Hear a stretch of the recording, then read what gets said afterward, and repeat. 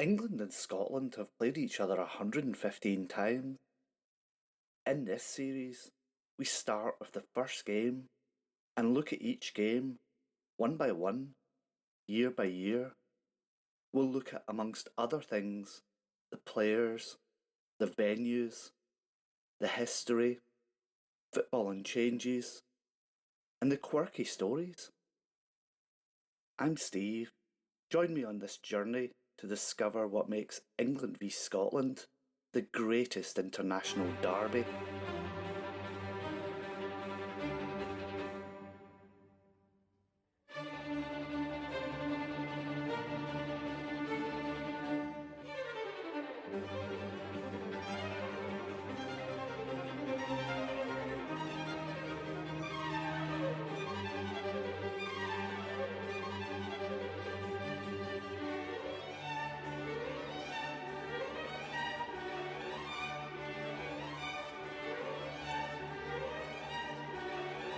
Hi, and welcome back to another episode, and we're in the year 1878.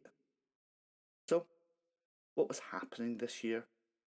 Pope Pius IX dies after 31 years in his pontificate. A very good innings indeed. In this year, Kawasaki is founded as a shipyard and supplier, and it was during World War II that supplied many of the Japanese armies and navies and aircrafts for the war. And this is also the year the phonograph patented by Thomas Edison, bringing recorded speech and music to those who could afford it. He demonstrated the device when for the first time it was thus described. In December 1877, a young man came into the office of the Scientific American and placed before the editors a small, simple machine about which very few preliminary remarks were offered. The visitor, without any ceremony whatever, turned a crank, and to the astonishment of all present, the machine said, "Good morning. How do you do? How do you like the phonograph?" The machine spoke for itself and made known the fact it was in fact the phonograph. 1878 is the year we see the birth of Joseph Stalin, who, following the death of Lenin, would assume leadership of the USSR. This is a year we would see one of football's most important innovations, although not appreciated for many years.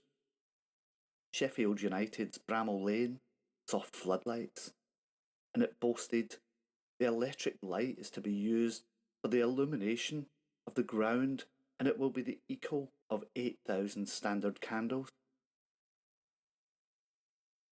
In Scotland, we see the formation of Airdrie, originally called Excelsior, and Arbroath. It must be noted that about a quarter of all football teams came from an ecclesiastical origins, and in 1878 we see the formation of some of the best known teams in the English game, however, all of whom started off named as something else. Let's start off with St Domingo, and it was formed so that the members of the congregation of St Domingo Methodist New Connection Chapel in Everton could play sport all year round. Cricket was played in the summer. The club's first game was a 1-0 victory over Everton Church Club, and the club was renamed Everton in November 1879 after the local area, as people outside the congregation wished to participate. Grimsby Pelham Football Club was formed in this year, only to change its name to Grimsby Town a year later. Ipswich AFC were founded as an amateur club in 1878 and continued this way until 1888, when they merged with Ipswich Rugby Club to form Ipswich Town Football Club. In Ipswich, 2 periods of glory were led by 2 managers who left to manage England. Alf Ramsey led them to the First Division glory in the 1960-61 season, and then Bobby Robson, narrowly missing the title on a couple of occasions in a golden age of English teams, won the 1978 FA Cup and the UEFA Cup in the 80-81 season. West Bromwich Strollers were formed by workers of the George Salters Spring Works mine in West Bromwich. They were renamed West Bromwich Albion in 1880, thus becoming the first team to adopt the Albion suffix. And lastly, is one of football's biggest clubs, and certainly the most successful English team of the 21st century. Newton Heath LYR Football Club were formed by the carriage and wagon department of the Lancashire and Yorkshire Railway Depot at Newton Heath. The team initially played games against other department and railway companies, but on the 20th of November 1880 they competed in their first recorded match, wearing the colours of the railway company, green and gold. They were defeated 6-0 by Bolton Wanderers reserve team. In 1902, they changed their name to Manchester United, and certainly need no introduction. In the Scottish Cup this year, the cup was won by Vale of Leven for a second time after they defeated Glasgow club Third Lanark RV 1-0 in the final on the 30th of March 1878. Earlier in the competition, we would see the first ever Edinburgh derby with Hibs beating Hearts 2-1 in a replay. The English FA Cup this year had an interesting twist. Favourites Wanderers FC won the cup for the third year in succession, beating Royal Engineers 3-1. Under the rules, they were presented the cup to keep, but generously gave this back to the FA under the proviso that no club got to keep it indefinitely again.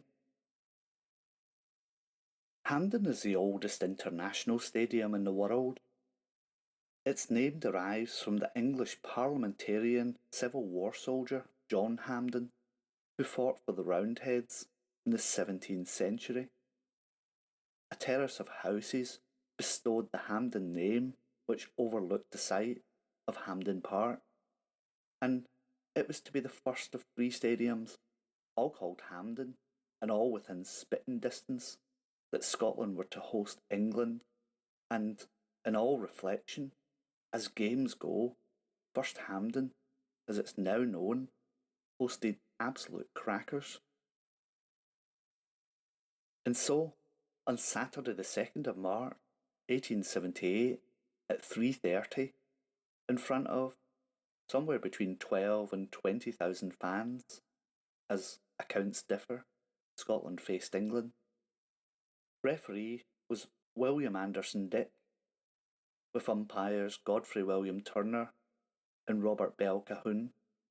Scotland lined up in a familiar 2-2-6 formation, and they wore dark blue shirt and white shorts. In following 4 trial matches, the Scottish Football Association Selection Committee chose the following team: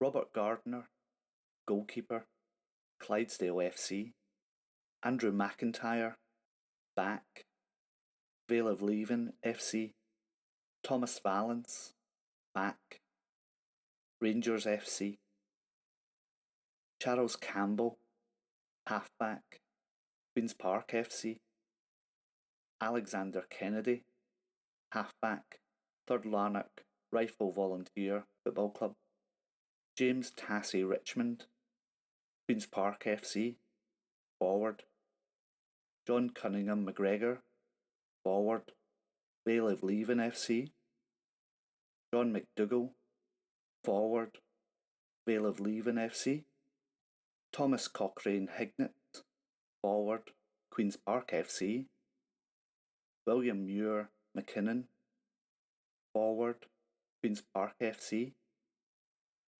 Henry McNeill, forward, Queen's Park FC.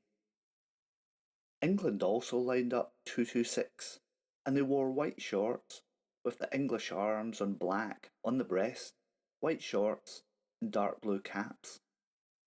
And their lineup: Conrad Warner, goalkeeper, Upton Park FC; John Hunter, fullback, Healy FC, Providence FC, Wednesday Club, and Sheffield Albion FC; Edward Littleton, fullback, Cambridge University FC and Old Etonians AFC; Beaumont G. Jarrett, halfback, Cambridge University AFC and Old Harrovians AFC; Norman C. Bailey, halfback, Old Westminsters AFC and Clapham Rovers FC; Percy Fairclough, forward, Old Foresters AFC; John G. Wiley, forward, Wanderers FC and Sheffield FC; Arthur W. Kersham, forward,